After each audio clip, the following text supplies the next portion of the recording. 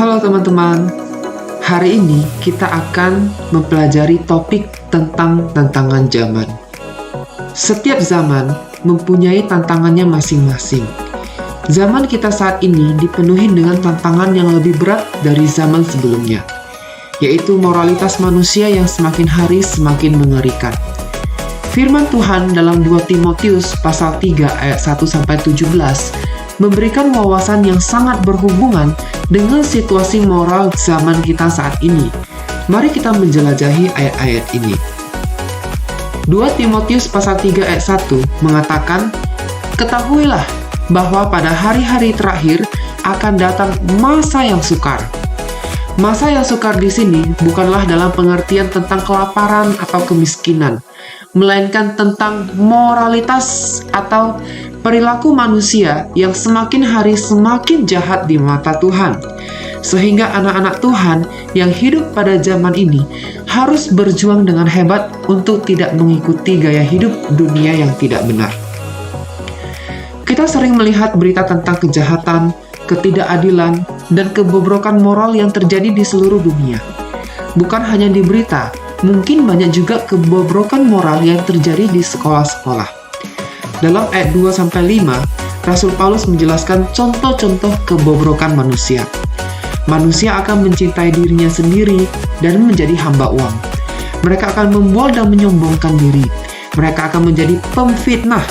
Mereka akan berontak terhadap orang tua dan tidak tahu berterima kasih, tidak mempedulikan agama, tidak tahu mengasihi, tidak mau berdamai, suka menjelekkan orang, tidak dapat mengekang diri, garang, tidak suka yang baik, suka mengkhianat, tidak berpikir panjang, berlagak tahu, lebih menuruti hawa nafsu daripada menuruti Allah. Secara lahiriah, mereka menjalankan ibadah mereka, tetapi pada hakikatnya mereka memungkiri kekuatannya. Ini adalah gambaran akan masalah tantangan moralitas yang kita hadapi sekarang, di mana banyak orang, bahkan orang Kristen sekalipun, tampaknya kehilangan karakter hidup yang sesuai dengan teladan Kristus Yesus. Coba teman-teman pikirkan, apakah contoh-contoh yang diberikan oleh Rasul Paulus ada yang menjadi teguran bagi teman-teman? Coba lihat lingkungan di sekitarmu. Kira-kira lingkungan di sekitarmu itu sedang bergumul tentang masalah apa? Lalu pikirkan juga pertanyaan ini. Mengapa ada begitu banyak masalah tentang kejatuhan moralitas manusia muncul? Apa sebenarnya akar penyebabnya sehingga manusia bisa cenderung semakin hari semakin jahat? Silakan teman-teman pikirkan ya.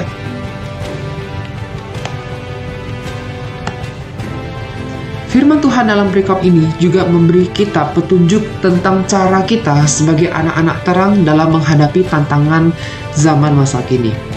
Yang pertama, kita harus menjaga hati dan pikiran kita.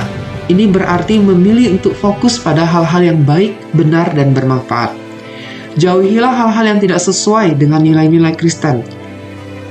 Mazmur 119 ayat 9 berkata, "Dengan apakah seorang muda mempertahankan kelakuannya bersih? Dengan menjaganya sesuai dengan firman-Mu." Jika kita menjaga hati dan pikiran kita tertuju kepada Yesus dan firman-Nya, maka kita pasti akan dapat memiliki karakter yang benar seperti karakter Yesus, yang penuh kasih dan kebenaran. Kemudian, kita perlu mengingat pesan Alkitab yang mengajarkan kita untuk mengasihi sesama dan berbuat baik kepada mereka. Kita harus menjadi teladan dalam kasih dan kebenaran. Ingatlah selalu tentang hukum kasih, yaitu hukum yang terutama. Kasihilah Tuhan Allahmu dengan segenap hatimu dan dengan segenap jiwamu dan dengan segenap akal budimu. Itulah hukum yang terutama dan yang pertama. Dan hukum yang kedua yang sama dengan itu ialah kasihilah sesamamu manusia seperti dirimu sendiri. Selanjutnya, kita harus berani tampil beda untuk hidup sesuai integritas nilai-nilai dan prinsip-prinsip kebenaran firman Tuhan. Di tengah-tengah moralitas dunia yang semakin hari semakin mengerikan, kita sebagai anak-anak Tuhan tidak boleh terbawa arus, tidak boleh ikut-ikutan. Firman Tuhan mengatakan dalam Roma pasal 12 ayat 2, "Janganlah kamu menjadi serupa dengan dunia ini, tetapi berubahlah oleh pembaharuan budimu, sehingga kamu dapat membedakan manakah kehendak Allah, apa yang baik, yang berkenan kepada Allah, dan yang sempurna. Integritas anak Tuhan adalah tetap hidup benar, sekalipun tidak ada orang yang mengawasi. Jika kita berperilaku benar hanya saat ada guru atau orang tua mengawasi kita, maka kita belum menjadi anak-anak yang berintegritas. Kita harus memahami bahwa guru dan orang tua tidak akan selamanya bersama dengan kita, tetapi Yesus Kristus akan selalu bersama dengan kita. Karena Tuhan selalu bersama dengan kita dan melihat apa yang kita lakukan, maka kita harus lebih memilih untuk hidup takut akan Tuhan ketimbang memilih untuk berbuat jahat. Itulah integritas Kristiani. Dan yang terakhir, kita harus menjaga hubungan kita dengan Tuhan dan Juru Selamat kita Yesus Kristus melalui berdoa, membaca Alkitab, dan bersekutu dengan sesama orang percaya. Dengan demikian kita akan mendapatkan kekuatan dan hikmat dari Tuhan untuk menghadapi segala tantangan zaman. Hal ini bisa teman-teman explore lebih lanjut di 2 Timotius pasal 3 ayat 14-17.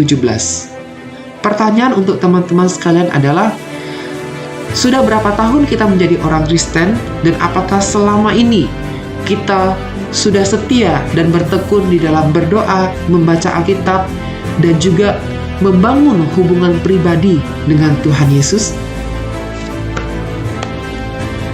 Jadi teman-teman, melalui pembelajaran kali ini, meskipun kita diperhadapkan pada tantangan zaman yang semakin mengerikan, kita tetap tidak perlu takut, sebab kita memiliki pedoman yang kuat dalam firman Tuhan.